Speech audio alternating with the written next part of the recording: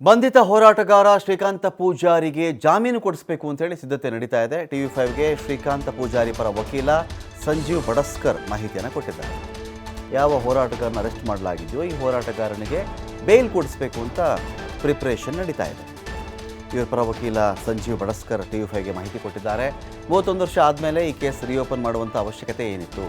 ಈ ಪ್ರಕರಣದ ದಾಖಲೆಗಳ ಪತ್ತೆ ಹಾಗೂ ಕ್ರೋಢೀಕರಣ ಮಾಡಲಾಗ್ತಾ ಇದೆ. ದಾಖಲೆಗಳನ್ನು ಕ್ರೋಢೀಕರಣ ಮಾಡಿಕೊಂಡು ಜಾಮೀನಿಗೋಸ್ಕರ ನಾವು ಅರ್ಜಿಯನ್ನು ಹಾಕಿದ್ದೇವೆ. ನಾಳೆ ಜಾಮೀನು ಪಡ್ಕೊಂಡು ಶ್ರೀಕಾಂತ ಪೂಜಾರಿಯನ್ನು ಬಿಡುಗಡೆ ಮಾಡಿಸೋದಕ್ಕೆ ಯತ್ನಿಸ್ತೇವೆ. TV5 ಕನ್ನಡಕ್ಕೆ ಮಾಹಿತಿಯನ್ನು ವಕೀಲ ಸಂಜೀವ್ ಬಡಸ್ಕರ್ ಕೊಟ್ಟಿದ್ದಾರೆ. ಅದೇ ಈ ಒಂದು ಮಂದಿರ ನಿರ್ಮಾಣವಾಗಲು ಸಾಕಷ್ಟು ಇವತ್ತು ಹೋರಾಟವನ್ನು ಮಾಡಿದ್ರೆ ಅಂತಹ ಹೋರಾಟಗಾರರು ಈಗ ಜೈಲು ವಾಸ ಅನುಭವಿಸುವಂತಹ ಸ್ಥಿತಿ ನಿರ್ಮಾಣವಾಗಿದೆ. ಹುಬ್ಬಳ್ಳಿಯಲ್ಲಿ ಓರ್ವನನ್ನ ಬಂಧಿಸಲಾಗಿದೆ. ಈ ಸಂದರ್ಭಕ್ಕೆ ಇಲ್ಲಿ ಹಿಂದೂಪರ ಸಂಘಟನೆಗಳು ಮತ್ತು ವಕೀಲರು ನಾನು ಮಾತಾಡ್ತೀನಿ. ಸರ್, ಇಂಥ ಟೈಮಲ್ಲಿ ಇವ್ರನ್ನ ಅರೆಸ್ಟ್ ಮಾಡಬೇಕಾಗಿತ್ತಾ? ಮೊದಲನೇದಾಗಿ ನಾನು ನಿನ್ನೆನೇ ಪೊಲೀಸ್ ಠಾಣೆಗೆ ಹೋದಾಗ ಪೊಲೀಸ್ ಹಿರಿಯ ಅಧಿಕಾರಿಗಳೊಂದಿಗೆ ಮಾತುಕತೆ ಮಾಡುವಾಗ ನಾವು ಅದನ್ನೇ ನಮ್ಮ ಆಕ್ಷೇಪ ಇರೋದು ಅದೇನೇ.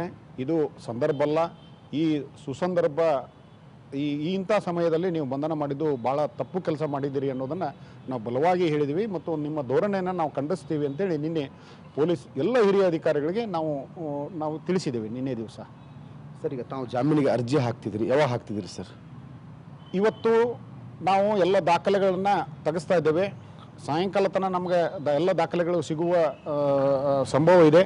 ಸಾಯಂಕಾಲ ಏನಾದರೂ ಎಲ್ಲ ದಾಖಲೆಗಳು ಸಿಕ್ಕರೆ ನಾಳೆ ದಿವಸ ನಾವು ಅರ್ಜಿಯನ್ನು ಜಿಲ್ಲಾ ನ್ಯಾಯಾಲಯದಲ್ಲಿ ಅರ್ಜಿಯನ್ನು ದಾಖಲಿಸಬೇಕಾಗಿದೆ. ಹೀಗಾಗಿ ನಾಳೆ ದಿವಸ ನಾವು ಜಾಮೀನು ಅರ್ಜಿಯನ್ನು ಸಲ್ಲಿಸ್ತೇವೆ. ಸರ್, 1992ರಲ್ಲಿ ನಡೆದಂತಹ ಘಟನೆ, ಎಲ್ಲ ದಾಖಲೆಗಳು ಜಾಮೀನು ಹಾಕಲಿಕ್ಕೆ ಎಲ್ಲ ದಾಖಲೆಗಳು ಬೇಕು ಸರ್. ಆ ದಾಖಲೆಗಳನ್ನು ಕಲೆ ಹಾಕಿ ಯಾವ ರೀತಿ ಹಾಕ್ತಿದ್ದೀರಿ? ಈಗಾಗಲೇ ನಮ್ಮ 4 ವಕೀಲರ ತಂಡ ಈ ದಾಖಲೆಗಳನ್ನ ಕಲೆ ಹಾಕುವಂಥ ಪ್ರಯತ್ನ ಮಾಡ್ತಾ ಇದೆ. ಸುಮಾರು 4 ಜನ ವಕೀಲರು ಈಗಾಗಲೇ ಧಾರವಾಡಕ್ಕೆ ತೆರಳಿದ್ದಾರೆ. ಧಾರವಾಡದಲ್ಲಿ ದಾಖಲೆಗಳನ್ನ ತೆಗೆಸ್ತಾ ಇದ್ದಾರೆ. ಹುಬ್ಬಳ್ಳಿಯಲ್ಲಿ ಕೆಲವೊಂದು ದಾಖಲೆಗಳಿದ್ದಾವೆ. ಹುಬ್ಬಳ್ಳಿಯಲ್ಲಿನೂ ಒಂದು ತಂಡ ಕೆಲಸ ಮಾಡ್ತಾ ಇದೆ. ದಾಖಲೆಗಳನ್ನು ತೆಗೆಸ್ತಾ ಇದ್ದೀವಿ. ಸಾಯಂಕಾಲ ತನಕ ನಮ್ಗೆ ದಾಖಲೆಗಳು ಸಿಗುವಂಥ ಎಲ್ಲ ಆಶಾಭಾವನೆ ಇದೆ. ಸಾಯಂಕಾಲ ಸಿಕ್ಕರೆ ನಾಳೆ ದಿವಸ ಜಾಮೀನು ಅರ್ಜಿಯನ್ನು ಜಿಲ್ಲಾ ನ್ಯಾಯಾಲಯದಲ್ಲಿ ಫೈಲ್ ಮಾಡ್ತೀವಿ. ಸರಿ, ನಿನ್ನೆ ತಾವು ಸಾಕಷ್ಟು ಹೋರಾಟ ಮಾಡಿದ್ರಿ, ಏನೆಲ್ಲ ಭರವಸೆ ಕೊಟ್ಟು ತಮ್ಮ ಬೇಡಿಕೆ ಏನಾಗಿತ್ತು ಸರ್?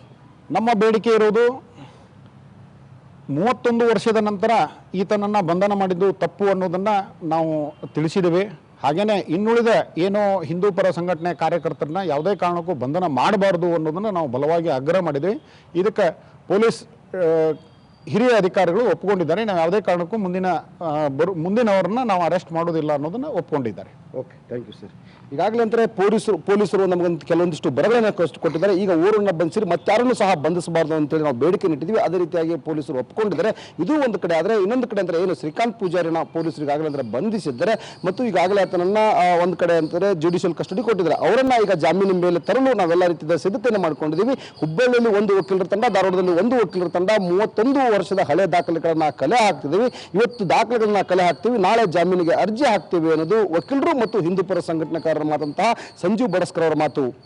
ಕ್ಯಾಮರಾ ಪರ್ಸನ್ ಬರ್ ಜೊತೆ ಯಲ್ಲಪ್ಪ ಸುಲೋಗಪ್ಪ, TV5 ಹುಬ್ಬಳ್ಳಿ.